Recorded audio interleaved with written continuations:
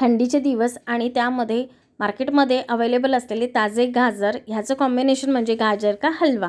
चला मग गाजरचा हलवा बनवूया अगदी पारंपरिकरित्या, जसा आपली आजी आणि पिढ्यानपिढ्या चालत आलेला आहे तसाच आपण हा हलवा इथे बनवणार आहोत। तर इथे मी गाजर घेतलेले आहे फ्रेश, त्याला स्वच्छ धुवून घेतले, त्याची वरचे साल काढून घेतलेले आहे आणि गाजराला किसून घेतलं। आता किसलेला गाजर आपल्याला 10 मिनिटं पहिले वाफेवर शिजवून घ्यायचं आहे आणि त्यानंतर 10 ते 15 मिनिटांनंतर त्यामध्ये आवडीप्रमाणे दूध टाकायचं आहे। मावा न टाकता अगदी दुधामुळे खूप छान असा आपला माव्याच्या टेस्टचा गाजर हलवा तयार होतो। त्यानंतर आवडीप्रमाणे साखर टाकायचं आहे।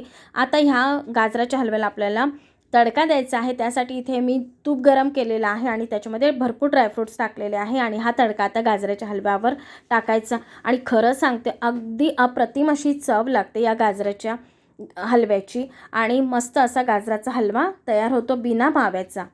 चला सबस्क्राईब